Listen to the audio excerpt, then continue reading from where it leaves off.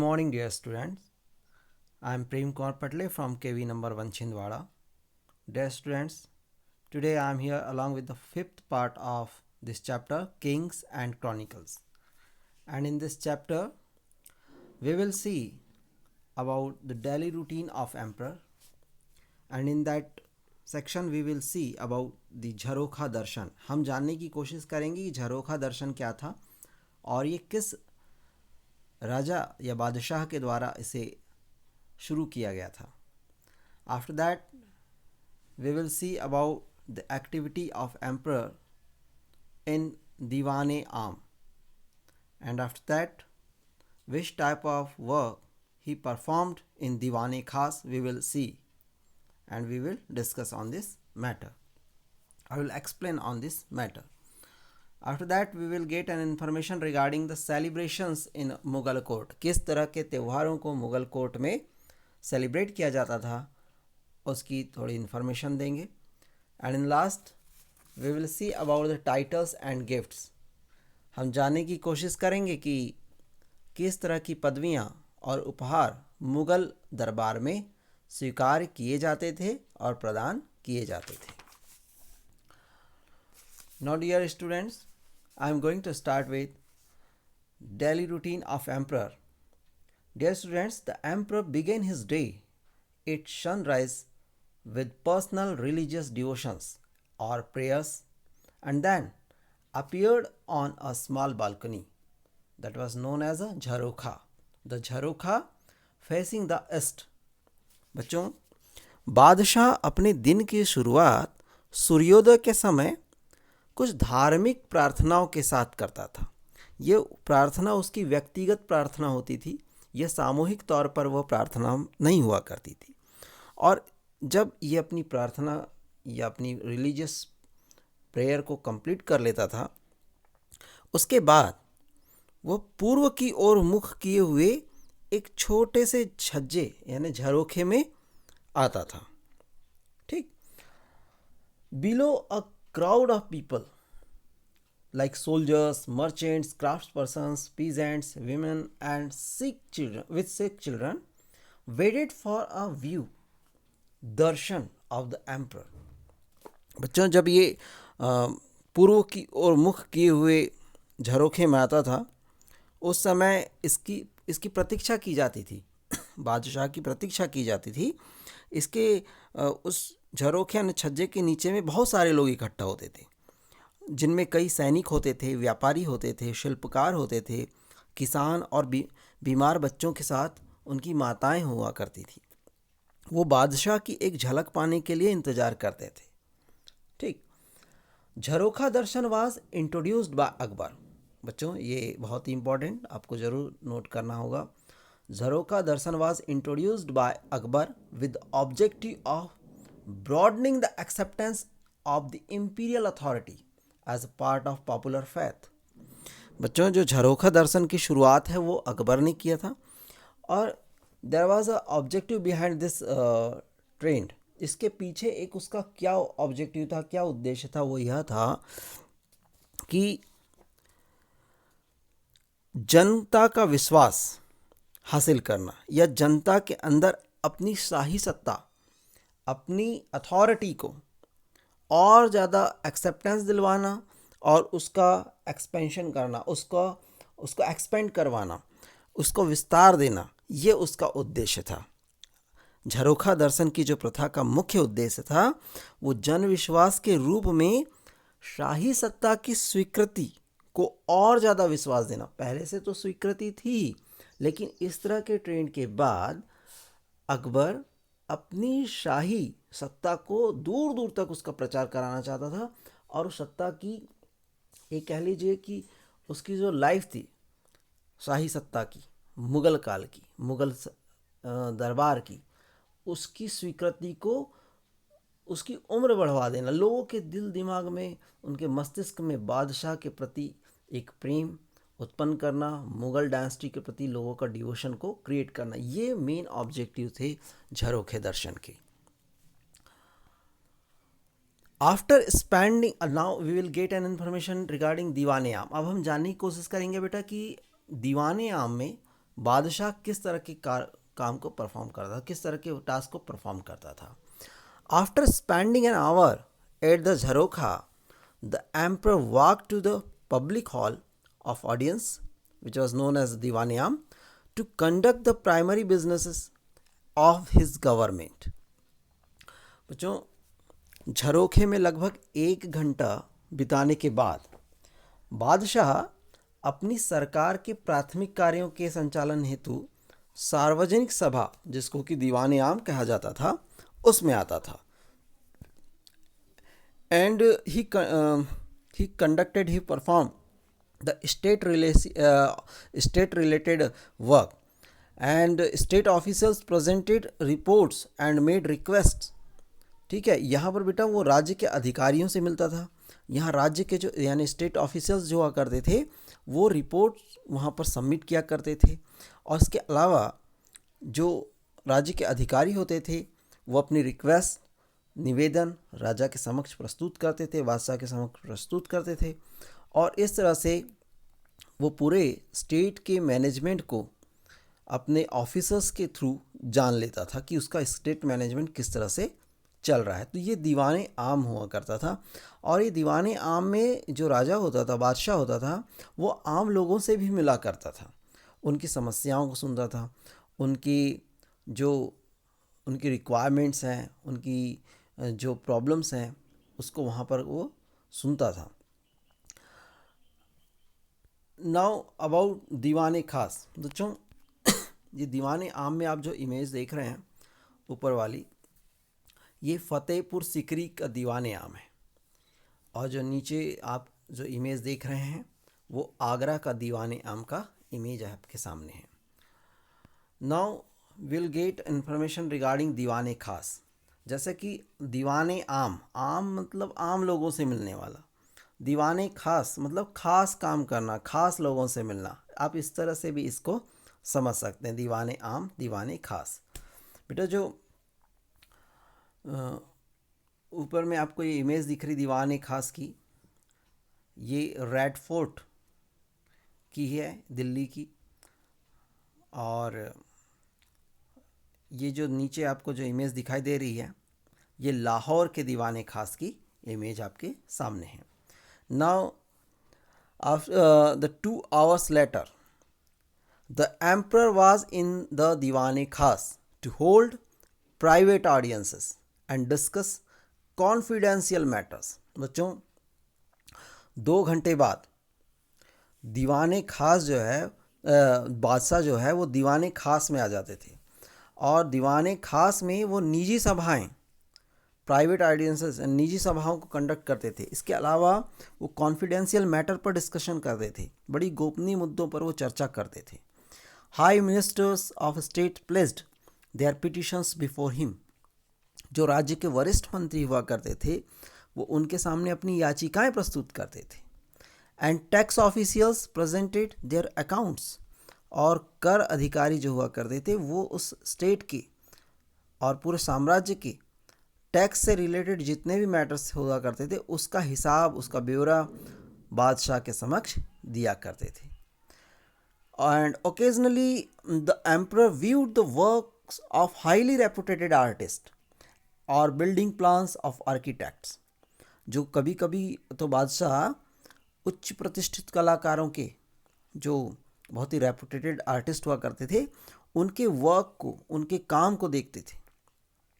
या कभी कभी जो वास्तुकार होते थे, आर्किटेक्ट बिल्डिंग का जो प्लान करते थे, उन वास्तुकारों के द्वारा बनाए गए इमारतों के नक्शों को वो दीवाने खास में देखा करते थे।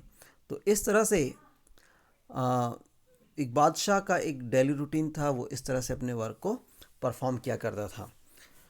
Dear students, when you see the question related to the daily routine of emperor, you have to put all these 3 things.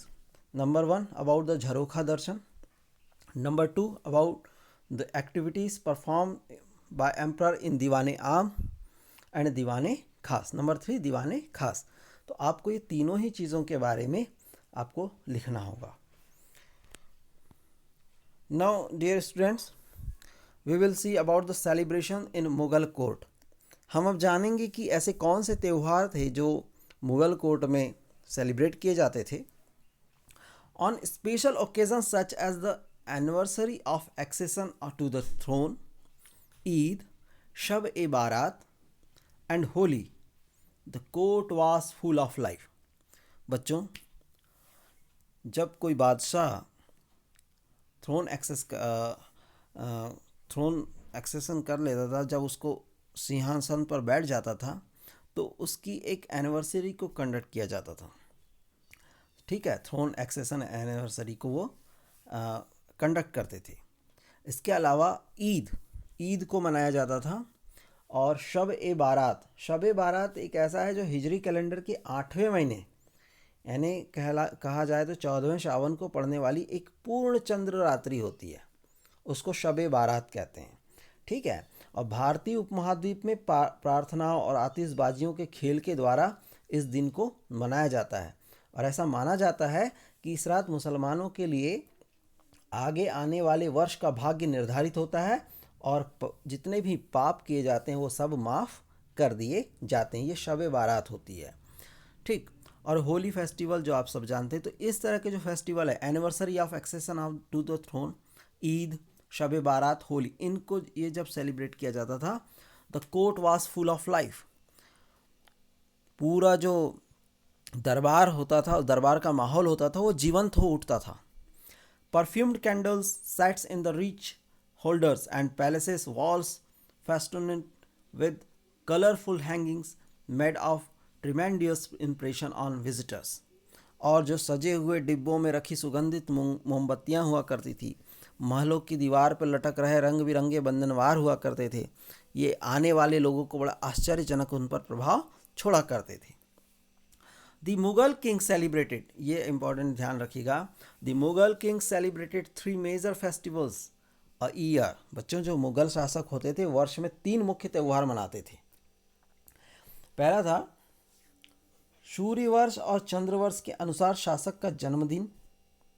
ठीक है, the solar and lunar birthdays of the monarch and Nowruz, और जो the Iranian new year on the vernal equinox, जो बेटा वसंत ऋतु का आगमन पर जो फारसी नववर्ष होता है उसका नौरोज के तौर पर उसे मनाते हैं, वो एक।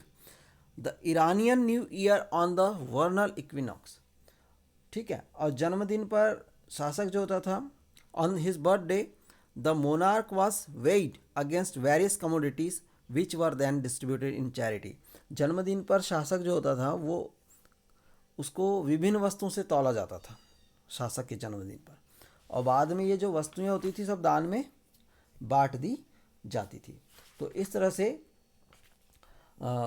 मुगल शासक है वो जो 3 त्यौहार, मुख्य त्यौहार वो मनाया करते थे। पहला था सूर्यवर्ष के अनुसार उसका जन्मदिन, दूसरा चंद्रवर्ष के अनुसार उसका जन्मदिन, और तीसरा था नवरोज़। तो इस तरह से 3 जो प्रमुख जो त्यौहार है वो मुगल शासक वर्ष में मनाया करते थे। बेटा, ये एक इमेज है आपकी बुक के पेज नंबर 240 में आपको देखने को मिलेगी। इसमें बतलाया गया है कि किस तरह से दारा शिकोह की शादी हुई थी, और उसमें उससे रिलेटेड ये दारा शिकोह के विवाह, दारा शिकोह वेडिंग से रिलेटेड ये इमेज आपकी स्क्रीन पर दिखाई दे रही है। ये शाही परिवार में जो है विवाह का आयोजन बड़ा खर्चीला हुआ करता था। और 1633 में दारा शिकोह और नादिरा यानी परवेज, राजकुमार परवेज की पुत्री, उनका विवाह की व्यवस्था जहान आरा और दिवंगत महारानी जो मुमताज़ महल की प्रमुख नौकरानी सती उन निसा खानूम ने की थी। बच्चों, जब ये विवाह किया जा रहा था तो इसके उपहारों का प्रदर्शन करने के लिए दीवाने आम में इसकी प्रदर्शनी लगाई गई थी, जहाँ पर बादशाह और हरम की जो स्त्रियाँ थी वो दोपहर में इसे देखने के लिए आई थी, और शाम के समय में फिर एलिट ग्रुप, अभिजात वर्ग यहाँ पर देखने को आया था। बच्चों, एक अनुमान के हिसाब से इस विवाह पर लगभग 32 लाख रुपए उस समय खर्च किए गए थे, जिसमें 6 लाख रुपए शाही खजाने से, 16 लाख रुपए जहान आरा यानी जो मुमताज़ महल द्वारा अलग से रखे गए रुपयों को मिलाकर, और बाकी के जो रुपए थे वो दुल्हन की माँ के द्वारा दिए गए थे। तो इस तरह से ये काफ़ी खर्चीले सेलिब्रेशंस, वेडिंग सेलिब्रेशंस को परफॉर्म किए जाते थे। और ये सारी जो इन्फॉर्मेशन है बेटा, इससे रिलेटेड जो इमेजेस हैं वो बादशाहनामा से लिया गया था। तो इस तरह की इन्फॉर्मेशन जो वेडिंग सेलिब्रेशन से रिलेटेड है वो आपके बुक के पेज नंबर 240 में आपको देखने को मिल जाएगी। ठीक, now we will get an information regarding titles and gifts. इस कंटेंट को थोड़ा हमें ध्यान से समझना होगा और आप भी सभी इसे ध्यान से समझने की कोशिश करेंगे कि किस तरह से मुग़ल दरबार में पदवियाँ, टाइटल्स वो अडॉप्ट किए जाते थे या टाइटल्स प्रोवाइड किए जाते थे, किस तरह के गिफ्ट्स एम्परर के थ्रू लोगों को दिए जाते थे और एम्परर किस तरह के गिफ्ट्स वो लोगों से लिया करते थे, इसे हमको समझना होगा। Grand titles were adopted by the Mughal emperors at the time of coronation or after a victory over an enemy। बच्चों, जो पदवियाँ जो होती थी वो मुग़ल बादशाह पदवियाँ ग्रहण करते थे, लेकिन ये कब करते थे? दो ही समय पर, ज़्यादातर समय पर यह देखा गया कि दो समय पर 2 टाइम्स जो है वो उन्होंने लिया। एक तो था they were adopted by the Mughal emperor at the time of coronation. ये जब राज्याभिषेक होता था, जब उन्हें सिंहासन पर बैठाया जाता था, तब ये कोई टाइटल को एक्सेप्ट करते थे, अडॉप्ट करते थे। या after a victory over an enemy, या किसी शत्रु पर विजय प्राप्त कर लेते थे, तब ये इस प्रकार की जो पदवियाँ या टाइटल्स हैं वो अडॉप्ट करते थे, उसको ग्रहण करते थे। High sounding and rhythmic, they created an atmosphere of awe in the audience when announced by users। नकीब, नकीब कौन होता था? उसको उद्घोषक कहते थे। बेटा, आप लोगों ने कई मूवीज़ में, कई सीरियल्स जो आते हैं टेलीविज़न पर, उसमें आपने ज़रूर देखा होगा कि एक जो नकीब होता है, वो नकीब ज़ोर से चिल्लाते हुए बड़े गुंजायमान और लयबद्ध पदवियों की घोषणा करता है कि फला फला महाराज पधार रहे हैं। इस तरह की वो एक विस्मयकारी माहौल को पैदा कर देता था। उसकी आवाज़ में इतना वजन होता था कि लोग वैसे ही प्रभावित हो जाते थे और उनका नाम, उस बादशाह का नाम लेने के पहले वो जो नकीब होता था वो उन सभी टाइटल्स को पहले कहता था जो उसके नाम के साथ जुड़े होते थे, और एक गुंजायमान लयबद्ध एक रिदमिक फॉर्म में वो उस कोर्ट में ऐसा विस्मय का माहौल पैदा कर देता था कि लोग उससे बड़े प्रभावित हो जाते थे। Mughal coins carried the full title of raging reasoning emperor with Regal protocol. बच्चों, जो मुगल सिक्के थे, उन मुगल सिक्कों पर भी जो राजसी न्यायचार होता था, उस पर जो शासन बादशाह होता था, जो भी राजा बादशाह जो शासन कर रहा है और उसके समय में अगर वो मुगलकालीन सिक्के बन रहे हैं तो उस बादशाह की पूरी पदवी उस पर लिखी जाती थी, मिंट की जाती थी। ठीक है, वो जो भी टाइटल अडॉप्ट किया हुआ होता था बादशाह, उससे रिलेटेड सारे टाइटल्स की जो इन्फॉर्मेशन है उस क्वाइन पर आपको reasoning emperor with Regal protocol, तो जो न्यायचार होता था, राजसी न्यायचार, उसके साथ साथ उस बादशाह की पूरे टाइटल को क्वाइन के ऊपर लिख दिया जाता था। जो बेटा आपको जो ज़्यादा हाईलाइटेड सेंटेंसेस दिख रहे हैं वो काफ़ी इंपॉर्टेंट है, उनको आपको समझना है। तो फर्स्ट पैराग्राफ को मैंने अभी आपके सामने एक्सप्लेन किया है। अब सेकंड देखिएगा, ये पहला first paragraph that is related to emperor and another the next paragraph is related to the courtiers. Okay, जो अब बादशाह के दरबारों में हुआ करते थे उनसे संबंधित वो पदवियाँ क्या हो सकती थी, कैसे दी जाती थी, किसको दी गई, इसकी इन्फॉर्मेशन सेकंड पैराग्राफ में।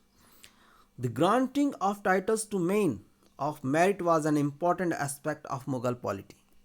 योग्य व्यक्तियों को योग्य व्यक्तियों को पदवियां देना मुगल राजतंत्र का महत्वपूर्ण पक्ष था।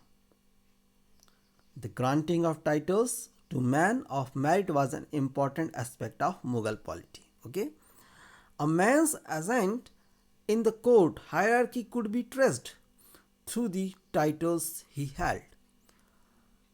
दरबारी पदानुक्रम में किसी व्यक्ति की उन्नति को उसके द्वारा धारण की जाने वाली जो पदवियां होती थी उससे जाना जाता था कि उसकी पदवियों में क्या, उसकी पदवी किस तरह की है। उस पदवी के आधार पर यह समझा जाता था कि यह व्यक्ति किस योग्यता के साथ यहाँ दरबार में अपनी स्थिति को बनाए हुए है।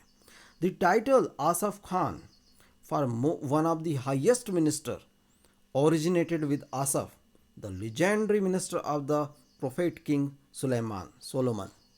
बच्चों, जो उच्चतम मंत्रियों को दी जाने वाली एक पदवी थी उसका नाम था आसफ खां।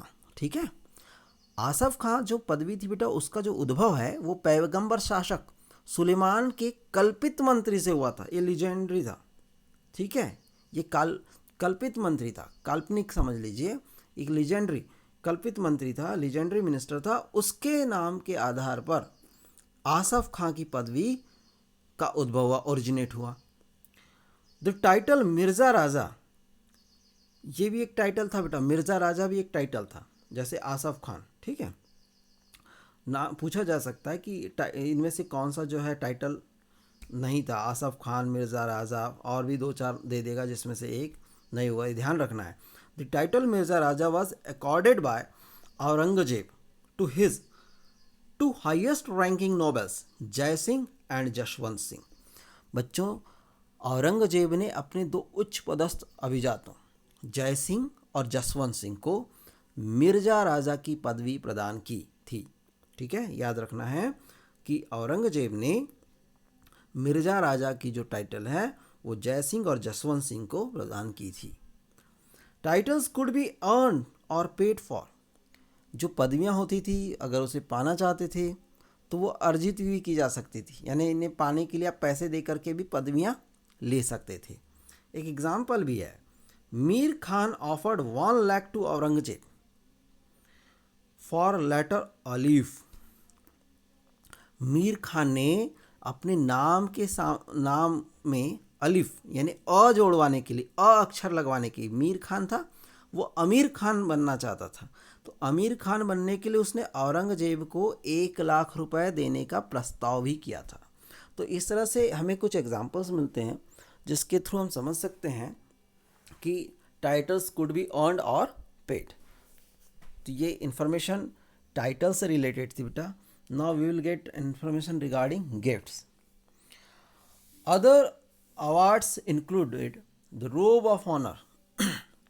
रोब ऑफ ऑनर मतलब होता है सम्मान का जामा।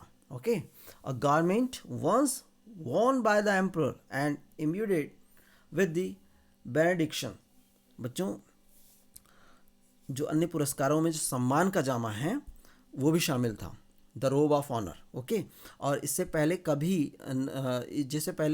कभी ना कभी बादशाह के द्वारा ये इसको पहना गया होगा। ठीक है, और जब इसे पहना गया होता था तो ये समझा जाता था, जब ये किसी को देता था बादशाह, जब ये गिफ्ट किसी को देते थे तो ये समझा जाता था कि इसके साथ इम्ब्यूड विद हिज बेनेडिक्शन, ये राजा का आशीर्वाद उसे मिल रहा है। तो द रोब ऑफ ऑनर एक हो गया। सेकंड था बेटा one gift the sarapa. Okay, consisted of a tunic. Tunic मतलब ट्यूनिक यानी आपका ये जो है जामा, अ टर्बन पगड़ी एंड शाश पटका। ठीक, तो ये जो परिधान होता था सरप्पा, ये 3 चीज़ों से मिलकर बना होता था, जामा, पगड़ी, पटका। ठीक है, tunic, turban and sash. Jewelled ornament were often given as gifts by emperor. ये जो बादशाह द्वारा अक्सर जो है रत्न जड़ित आभूषण उपहार में दिए जाते थे और बहुत ही खास परिस्थितियों में। ठीक है, and exceptional circumstances the lotus blossom set of jewels was given by the emperor. बहुत ही खास परिस्थितियों में जो बादशाह था वो कमल की मंजरियों वाला रत्न जड़ित गहनों का सेट उपहार में दिया करता था। तो ये राजा के द्वारा दिया जाने वाला पहला हो गया the robe of honour, second the sarapa, and number third the lotus blossom, and number four jewelled ornaments. तो इस तरह से बादशाह अपने खास लोगों को या जिस पर उसको प्रसन्न हो जाता था उसे इस तरह की गिफ्ट्स दिया करता था। अब गिफ्ट तो ये राजा दे रहा है, लेकिन गिफ्ट अब कौन से वो लेता है वो भी देखना हमें ज़रूरी है। अ courtier never approached the emperor empty-handed. He offered either a small sum of money or a large amount. जब एक दरबारी बादशाह के पास जाता था तो कभी खाली हाथ नहीं जाता था। वह या तो नज़र के रूप में थोड़ा सा धन या पेशकश के रूप में मोटी रकम बादशाह को पेश करता था। इन डिप्लोमेटिक रिलेशंस, बेटा ये डिप्लोमेटिक रिलेशन में भी ध्यान रखिएगा, gifts were regarded as a sign of honour and respect. जब भी राजनयिक संबंधों में जो है ना उपहारों को देना लेना ये सम्मान और आदर का प्रतीक माना जाता था। Ambassadors perform the important functions of negotiating treaties and relationship between the competing political powers. और जब भी राजदूत जो होता था, प्रतिद्वंदी जो राजनीतिक शक्तियाँ होती थी, उनके बीच अगर ट्रीटी करवाना है, संधि करवाना है और उनके संबंधों को स्थापित करवाना है, तो इसके लिए इसके महत्वपूर्ण कार्य को संपादित करने के लिए भी ये गिफ्ट्स जो है इसमें बड़ा इंपॉर्टेंट रोल प्ले करते थे। In such a context gift had an important symbolic role. ऐसी परिस्थितियों में बेटा ये जो उपहार होते थे, गिफ्ट्स होते थे, वो एक बहुत ही इंपॉर्टेंट सिम्बॉलिक रोल के प्रतीकात्मक भूमिका का निर्वहन करते थे। थॉमस रो के बारे में एक इन्फॉर्मेशन है। थॉमस रो के बारे में हमने कल भी पढ़ा था कि उसने अपने लिए चेयर की डिमांड कर दी थी। तो ये मुग़ल कोर्ट के जो बिहेवियर था, सोशल कंट्रोल को बिल्कुल फॉलो नहीं हो रहा था, हालांकि उसने अपने यूरोपियन कस्टम्स को फॉलो किया था। तो थॉमस रो के बारे में एक इन्फॉर्मेशन है कि Thomas Roe was disappointed when a ring he had presented to Asaf Khan was return to him for the reason that it was worth merely 400 rupees. बच्चों, थॉमस रो को इस बात पर बड़ी निराशा हुई कि उसने आसफ खां को जो अंगूठी भेंट की थी वह केवल इसलिए उसे वापस कर दी गई क्योंकि वह मात्र 400 रुपये की थी। तो आप इन एग्जाम्पल्स के थ्रू समझ सकते हैं कि गिफ्ट जो थे, gift had an important symbolic role in all the activities. जितने भी एक्टिविटीज़ थी उनमें गिफ्ट्स का भी एक अपना बहुत महत्व होता था। तो dear students, now I am going to complete this session now, and I hope you have learned all these things whatever I have explained in today's session. Thank you very much for watching this video. Thank you.